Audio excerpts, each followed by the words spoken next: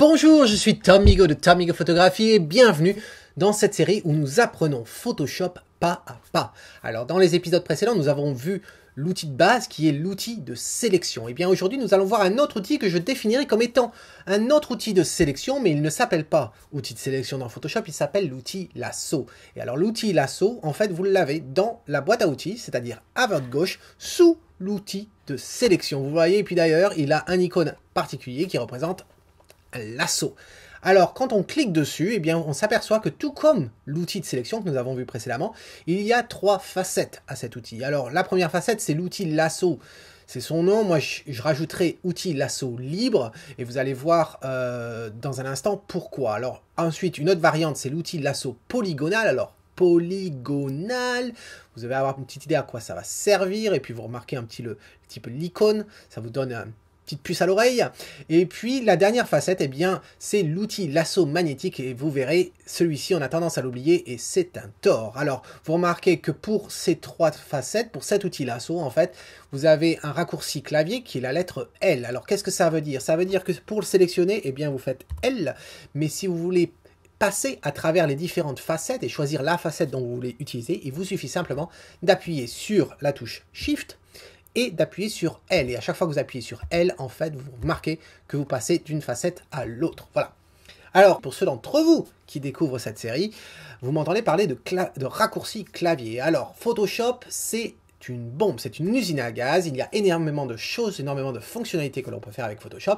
Si bien est que pour pouvoir faire tout ça, eh bien, on a recours à des raccourcis clavier, car s'il fallait créer un menu pour chacune des fonctionnalités de Photoshop, on s'en sortirait pas.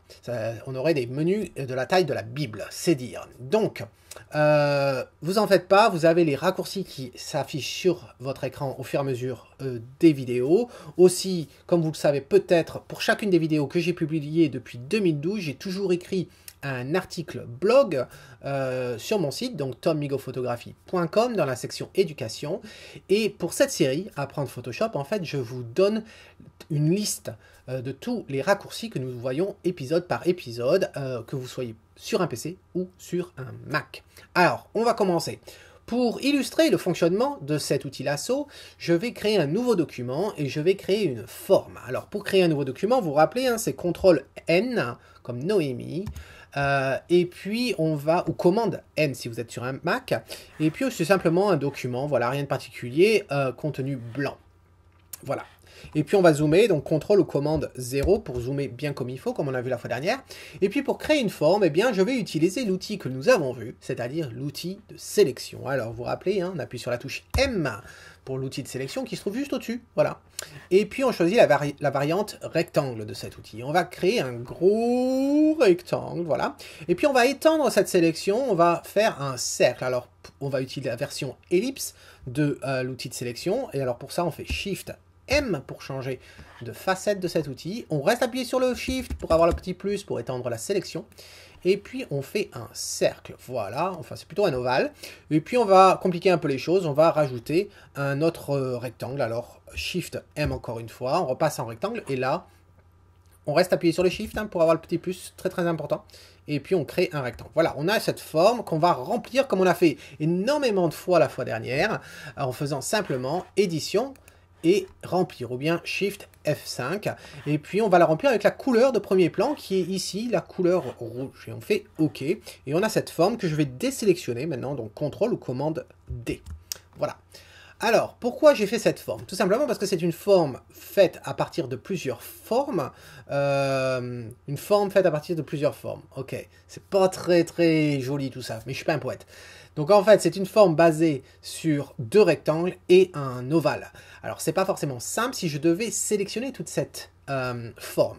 Alors, avec l'outil rectangle, ou avec l'outil de sélection en général, je pourrais le faire. Après tout, j'ai utilisé cet outil pour créer cette forme, donc je pourrais très bien le sélectionner. Mais ce n'est pas forcément le meilleur outil. Et alors la question d'aujourd'hui, c'est est-ce que le lasso, que je considère comme étant le deuxième outil de sélection dans Photoshop, est-ce que l'outil lasso va nous permettre de sélectionner cette forme, cette zone, facilement, ou du moins plus facilement que l'outil rectangle ou l'outil de sélection de base? Eh bien, pour ce faire, commençons. Alors, l'outil de sélection de type lasso, eh bien, il nous faut appuyer sur la touche L, voilà. Et on va utiliser la variante principale du lasso, c'est-à-dire la première, qui s'appelle l'outil lasso. Et vous remarquez, donc on a cette icône de lasso sous le curseur.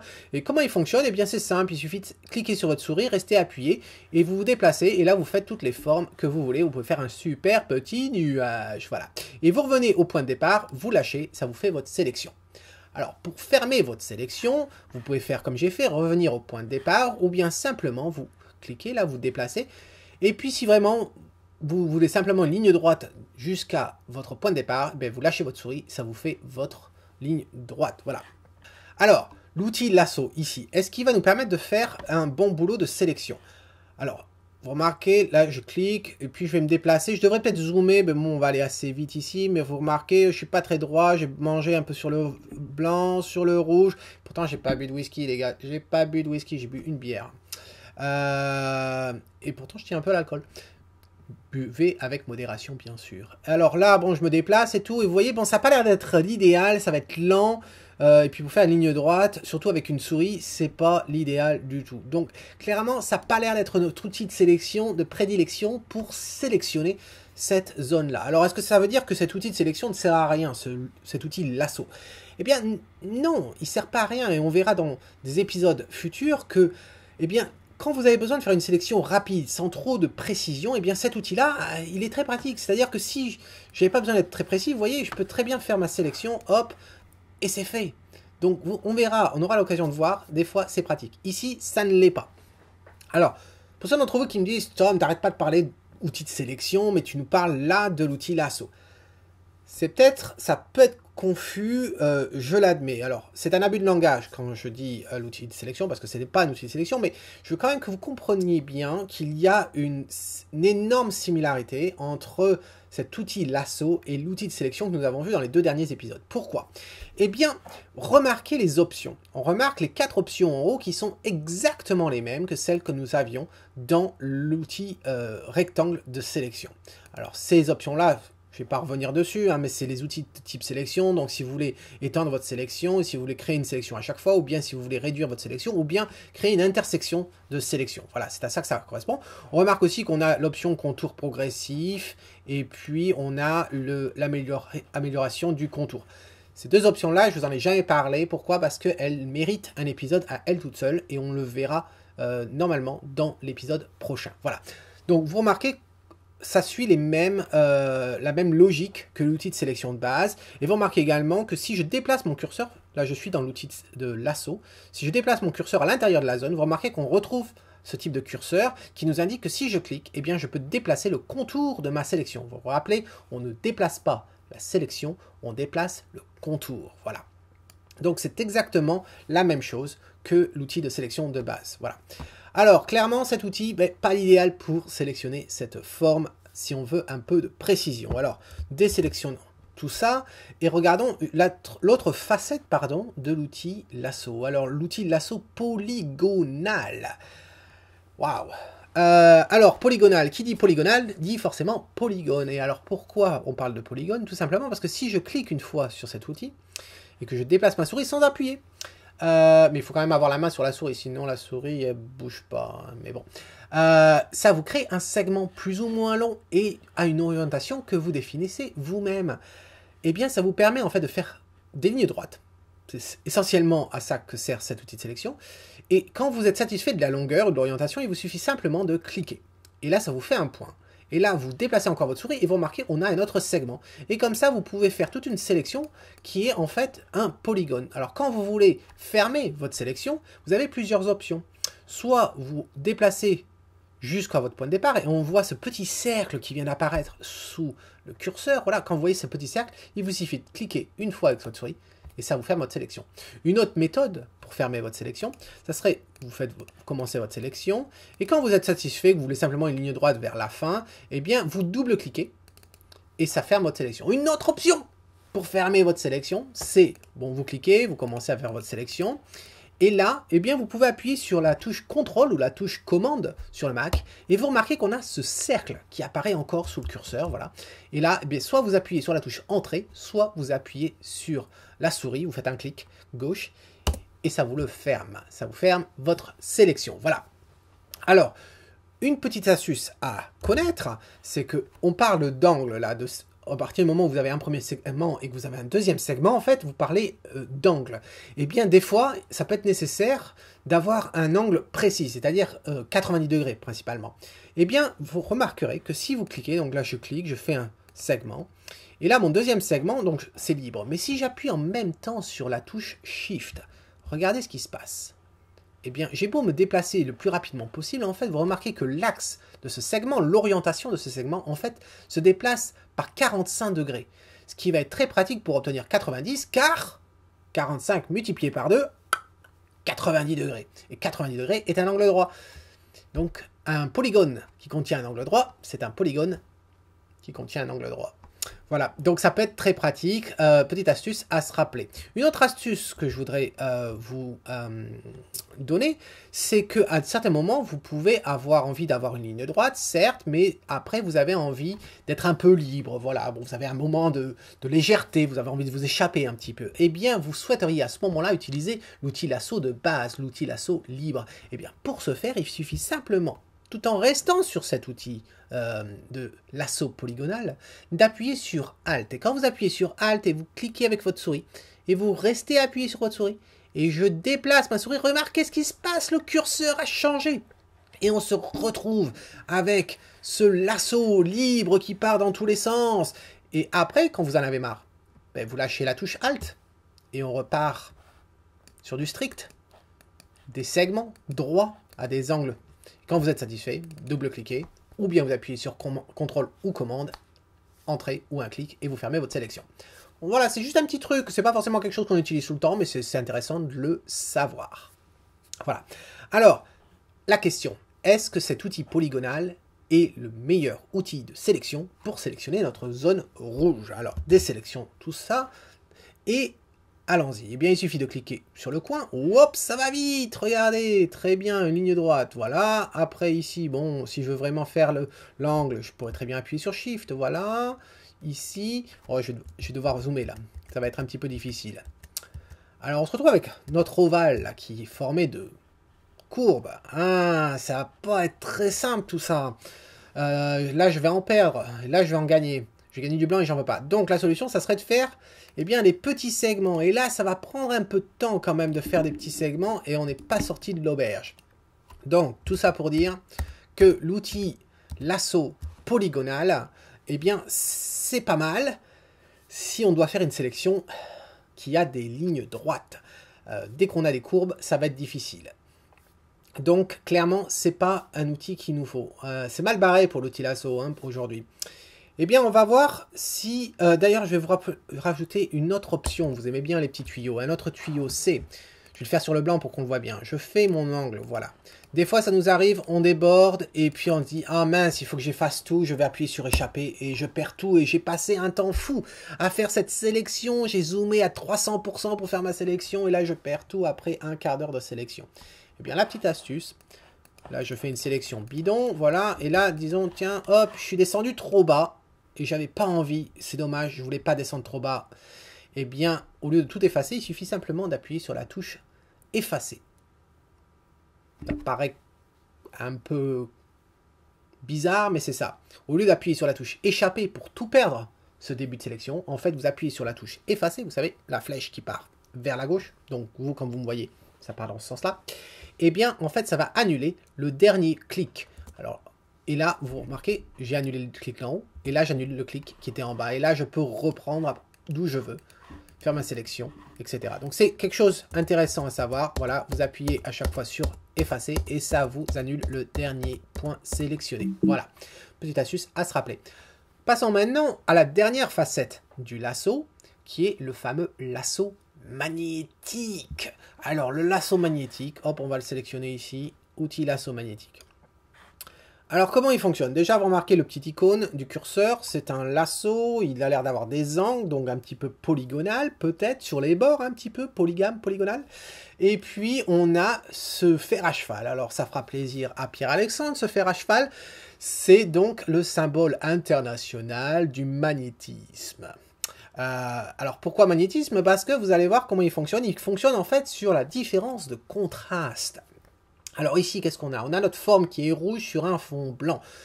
C'est-à-dire qu'on a un énorme contraste. Les contours de cette zone, en fait, il n'y a pas de doute, en fait. Il n'y a pas de juste milieu. C'est rouge ou c'est blanc, voilà. Il n'y a pas de rose, ou de rose, en fonction de là où vous habitez. Eh bien, ça va être très facile pour cet outil, en fait, de définir le contour. Et pour ce faire, il va utiliser une zone qu'il va analyser. Et cette zone, elle est définie par la valeur que vous avez en haut dans cette première option, L. L pour largeur. Eh bien, là, c'est difficile à savoir. Qu'est-ce que ça représente? 54 pixels. Eh bien, pour vous en rendre compte, il suffit simplement d'appuyer sur la touche majuscule. Et vous remarquez que le curseur maintenant change et ça nous montre la zone à étudier. Donc, ce qui veut dire que dans cette zone-là, qui va faire 54 pixels de diamètre, eh bien, il va analyser les différences de contraste. Alors, vous remarquez qu'en haut, nous avons une option, un champ de contraste. Et ici, il est marqué à 100%. Et on peut réduire ce contraste. Alors, plus la valeur du contraste est élevée, plus en fait vous indiquez à l'outil lasso magnétique de ne considérer que les zones fortement contrastées. Alors, ce qui est le cas ici, donc il ne va pas avoir de problème pour trouver le contour. La fréquence qui est représentée ici, nous allons en parler dans une seconde. Tout d'abord, je vais vous montrer quand même comment fonctionne cet outil. Au fait, vous remarquez ce curseur là, la grandeur. Alors bien sûr, vous pouvez changer sa valeur en allant dans la barre en haut. Mais vous savez, Photoshop, on aime toujours les raccourcis clavier. Donc le raccourci clavier, et vous le verrez dans le futur, c'est quand même assez logique. Et en fait, ça va être le crochet. Le crochet qui s'ouvre et le crochet qui se ferme. Alors le crochet qui s'ouvre, c'est le crochet de gauche. Et le crochet de gauche vous permet en fait de réduire la taille de la zone analysée. Et le crochet fermant, donc le crochet de droit, vous permet d'agrandir cette zone. Voilà. Alors je vais cacher ce curseur-là. Je vais en fait appuyer sur majuscule pour ne plus voir ça.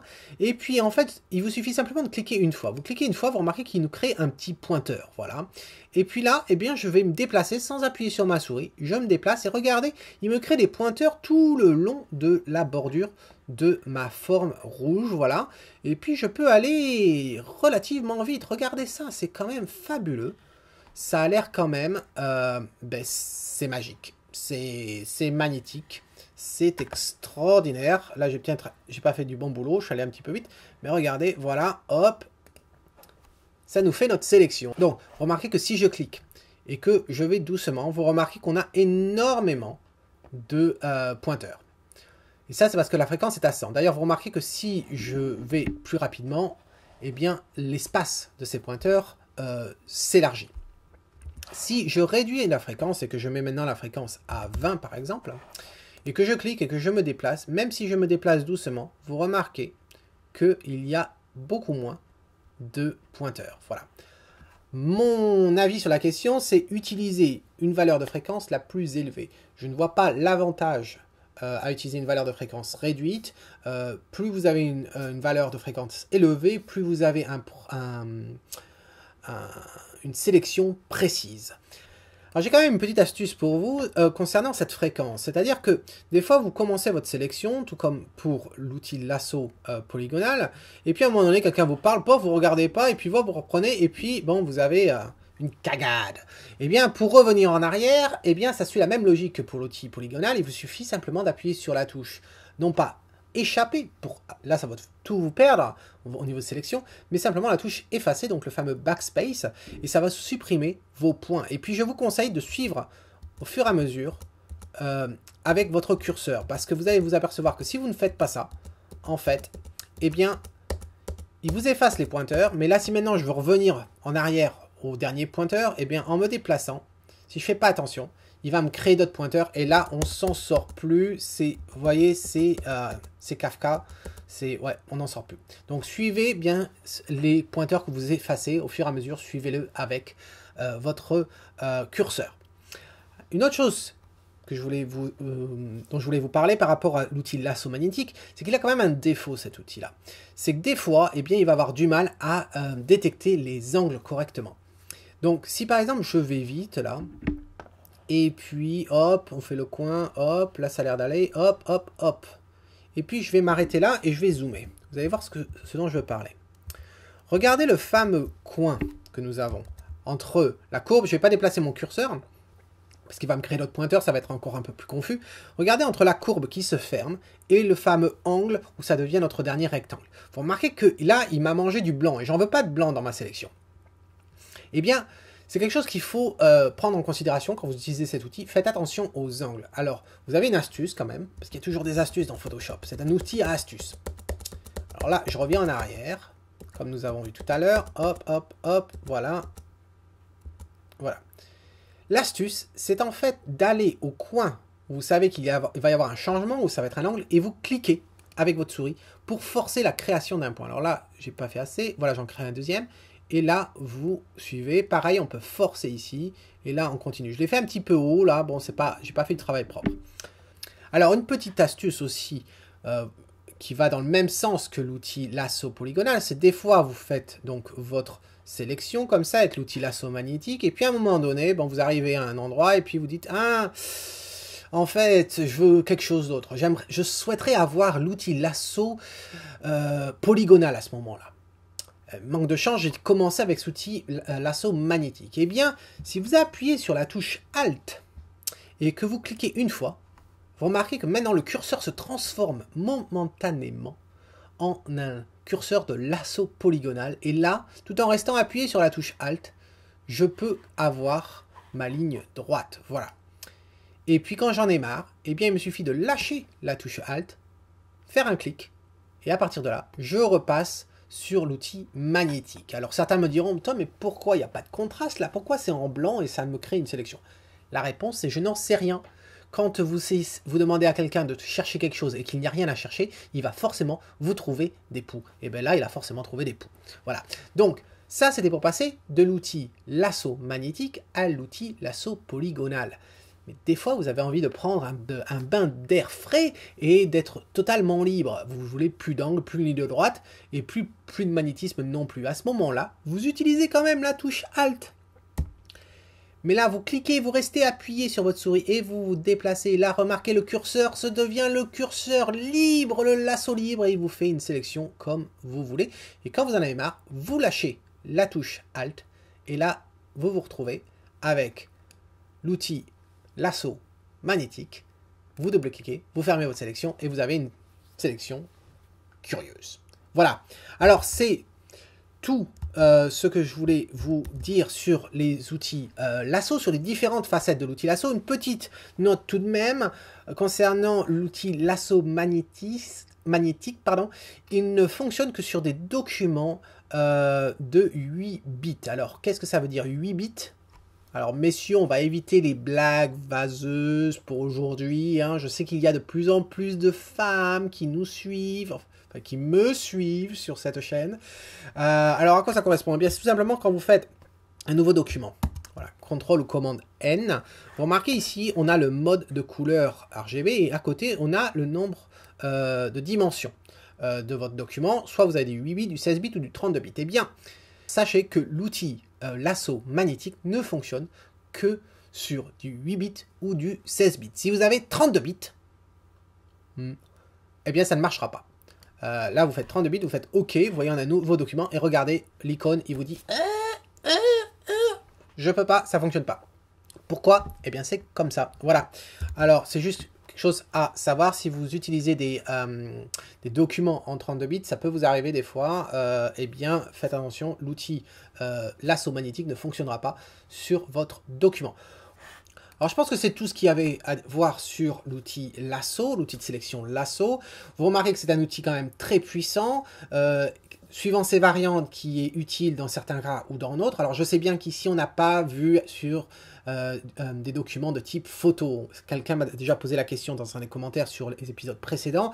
C'est une volonté de ma part de ne pas vous montrer des photos et vous expliquer ces outils-là sur des documents tels que des images, tout simplement parce que les images contiennent énormément d'informations et ça peut vous perdre dans le fonctionnement des outils. Alors, pour l'instant, nous voyons la liste des outils. Au moment où on pourra utiliser tous ces outils et faire quelque chose de constructif, à ce moment-là, on utilisera des photos ou autres documents, puisque Photoshop n'est pas réservé à la photographie malgré son nom.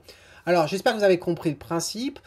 Si vous avez des sélections à faire, eh bien, c'est pas le tout d'utiliser un seul outil de sélection, c'est de choisir le bon outil de sélection qui est donc défini par la tâche à faire. C'est pour ça que dans Photoshop, que ce soit les sélections ou autres actions à faire, il y a 36 façons d'obtenir le même résultat.